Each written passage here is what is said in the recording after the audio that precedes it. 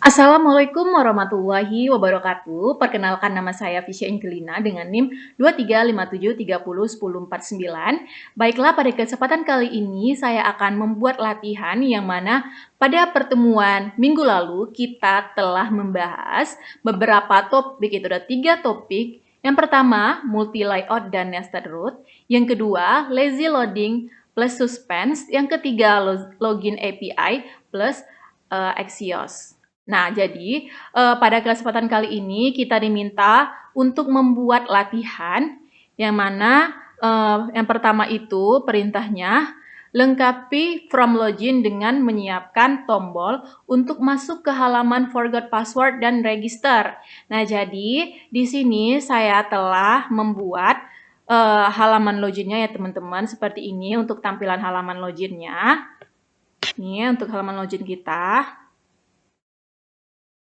Ada email address, terus kita disuruh memasukkan juga passwordnya. Nah, ini adalah logikanya untuk yang mana ketika kita mengakses si halaman login ini, maka nanti di halaman login ini terdapat kayak semacam teks yang mana apakah kita ingin forget password atau register. Nah, itu kita bisa klik. Nah, nanti ketika kita mengklik si halaman forgot password ini, maka dia akan mengarahkan ke halaman forgot password.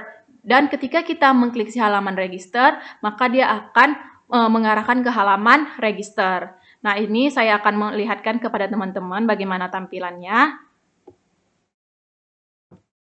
Nah, ini teman-teman, ada teks seperti ini. Nah, jadi ketika kita mengklik nih si halaman forgot password ini, nah, maka dia akan muncul halaman si forgot password. Nih, seperti itu teman-teman. Dan kita klik si register, maka dia akan muncul halaman register.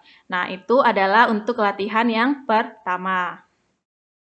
Selanjutnya, sesuaikan halaman error page beserta root yang dibuat sebelumnya untuk menghandle error secara global, baik saat di out layout ataupun di main layout. Nah, di sini ya terlebih dahulu saya buat untuk tampilan halaman error page-nya ya teman-teman.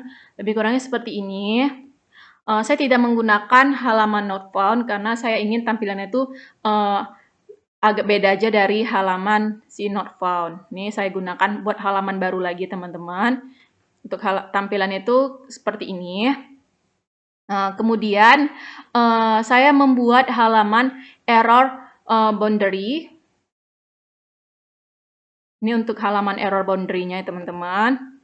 Nah, di sini saya akan sedikit menjelaskan untuk halaman error boundary ini untuk fungsinya untuk apa sih? Nah, jadi halaman error boundary.jsx ini dibuat untuk menjaga aplikasi React tetap berjalan dengan baik, walaupun ada bagian yang error. Nah, jadi kalau ada komponen di dalam aplikasi yang tiba-tiba error saat kita jalankan, maka halaman error boundary ini akan menangkap error tersebut dan mengganti tampilan yang error dengan halaman cadangan yang bernama error page yang telah kita buat sebelumnya. Nah, dengan begitu pengguna nggak akan nih melihat layar putih, tapi tetap melihat tampilan yang sudah diatur yang mana menampilkan tampilan error page. Nah, di dalam halaman ini ada pengaturan awal constructor. Nah, kita menggunakan constructor ya teman-teman. Yang mana menandai apakah ada error atau tidak. Lalu ada bagian khusus kita menggunakan get derived state from error yang otomatis aktif saat error itu muncul dan langsung mengubah status jadi error. Kemudian ada juga fungsi komponen didcat. Nah, yang mencatat error ke konsol. Jadi ketika kita mengubah sesuatu di halaman dashboard atau di halaman lainnya, nah nanti dia akan muncul tuh pesan errornya kayak not defined ini gitu. Nah, jadi terakhir di bagian render ini kalau memang ada error maka dia akan menampilkan halaman error page. Tapi kalau semuanya aman, nggak ada yang error, maka sistem akan tetap menampilkan tampilan aslinya. Nah, ini ya teman-teman. Misalnya nih terlebih dahulu jangan lupa kita di main.jsx-nya itu, nah ini kita menggunakan error boundary karena tadi yang mana error boundary ini kan untuk tangani semua error. Nah, yang mana menangani semua error yang baik di out layout seperti ini, maupun di main layout. Nah, jadi kita gunakan si error boundary ini ya teman-teman. Jangan lupa itu wajib karena kita akan menangani error secara global tadi. Oke, di sini saya akan memperlihatkan kepada teman-teman. Kita contohin nih, kita misalnya mau kita ini aja deh. Nah, ini ya. Seperti ini. Nah, ini nanti ketika kita jalankan, nih kita jalankan.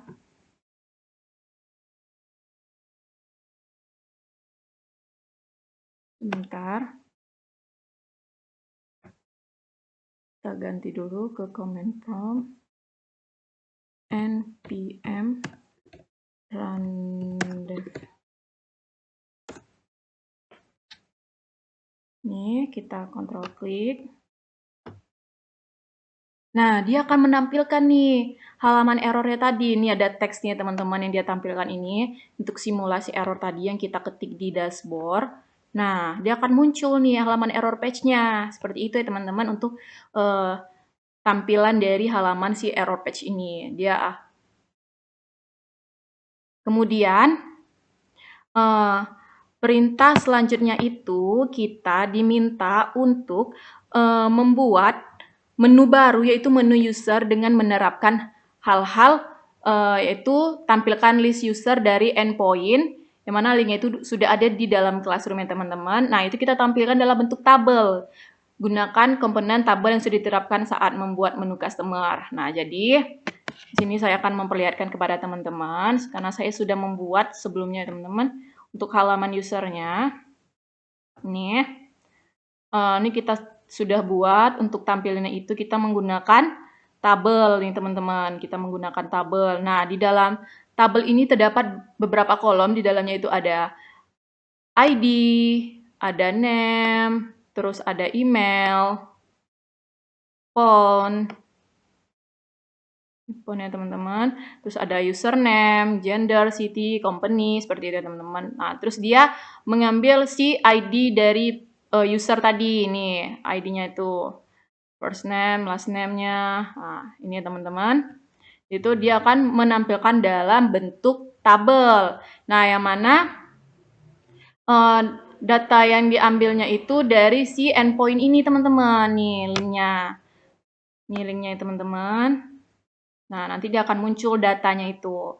Nah, jangan lupa kita tambahkan juga ya teman-teman di sidebar menunya. Nih, saya sudah tambahkan. Karena kalau nggak kita tambahkan di sidebar menunya, dia nggak akan muncul halaman menu user. Nih, saya sudah tambahkan untuk halaman menu usernya teman-teman.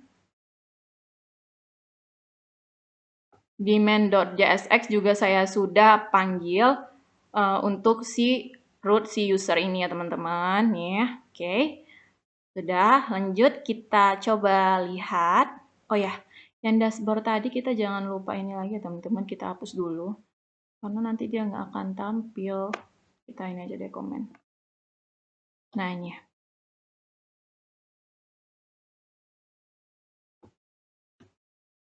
Nih, nih sudah ada ya di sidebar-nya untuk menu user.